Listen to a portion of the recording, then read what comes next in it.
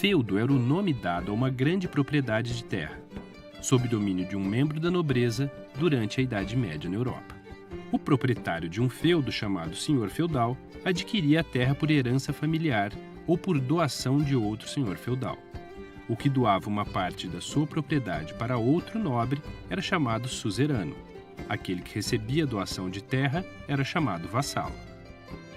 Em troca da doação, o vassalo deveria firmar um pacto de lealdade militar, devendo servir ao suzerano em casos de guerras ou conflitos com outros nobres. Para os nobres, possuir um feudo era uma das condições necessárias para fortalecer seu poder. Para os camponeses e pobres, habitar um feudo significava ter garantias contra as inúmeras e frequentes ameaças, como saques, guerras e crises de alimentos. Um feudo estava estruturado em torno de um castelo, quase sempre murado como forma de proteção contra os inimigos. O castelo, centro do poder econômico e político na Idade Média, era também uma referência para os camponeses que se organizavam ao seu redor. Imponentes e bem estruturados, muitos desses castelos ainda existem hoje em dia e se tornaram atrações turísticas na Europa.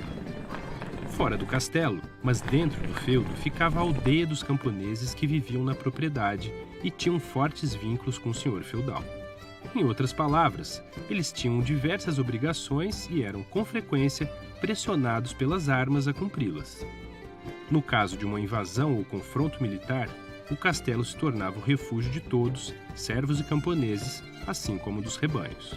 A vida cotidiana era profundamente marcada pelo tempo da natureza e pelo tempo religioso.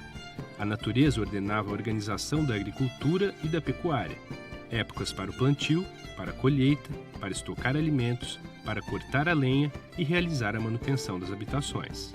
Essas imagens ilustram o livro escrito no século XV, intitulado As Mui Ricas Horas do Duque de Berry. Cada uma delas representa um mês do ano. Observe que as atividades agrícolas se transformam na medida em que os meses passam. Tanto no castelo quanto na aldeia havia a presença fundamental de um religioso que cumpria o papel de orientar espiritualmente a todos. No entanto, a rígida hierarquia social que separava camponeses e senhores também dividia os representantes da Igreja Católica. Havia sacerdotes para os cultos realizados no castelo, muitas vezes alguém com relações de parentesco com o senhor feudal, e os padres para cuidar das almas camponesas.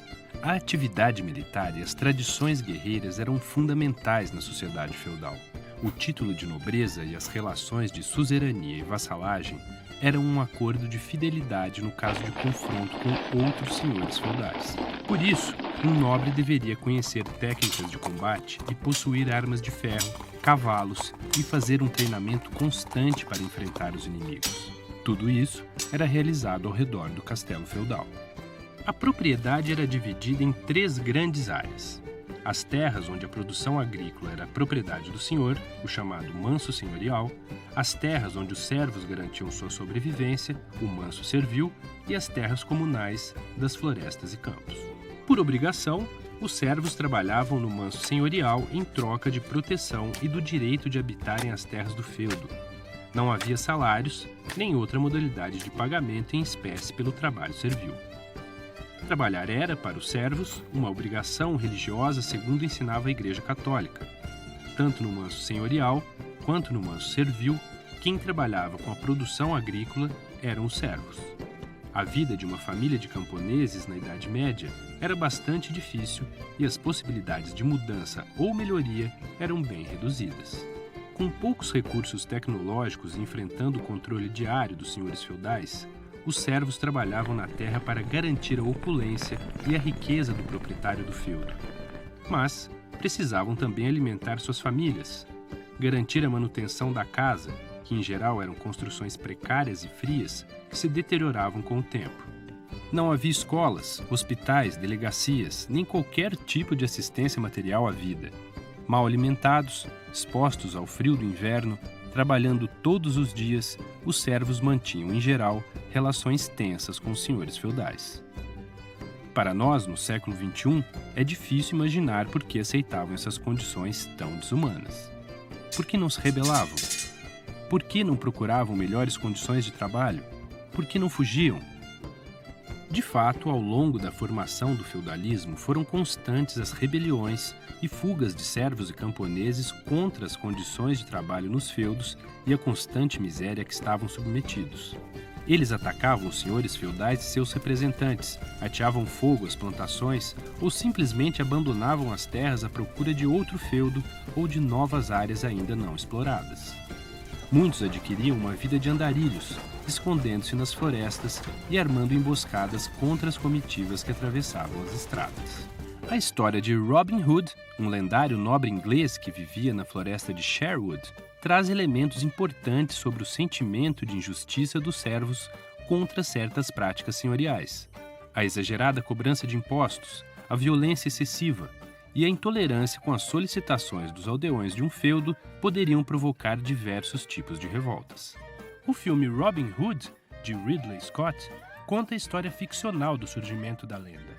Nesse trecho, Robin Hood é tratado pelos camponeses como Sir Robert, o proprietário do feudo que retornou depois de 10 anos na guerra. No entanto, Robin parece diferir dos outros nobres pela preocupação que demonstra ao falar com os camponeses que o procuram.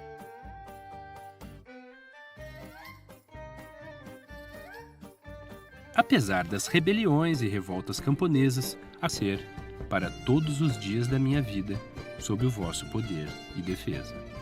O servo oferece sua vida, seu trabalho, sua servidão, em troca, pede proteção e ajuda. O que é mais assombroso para o olhar do século XXI é que ele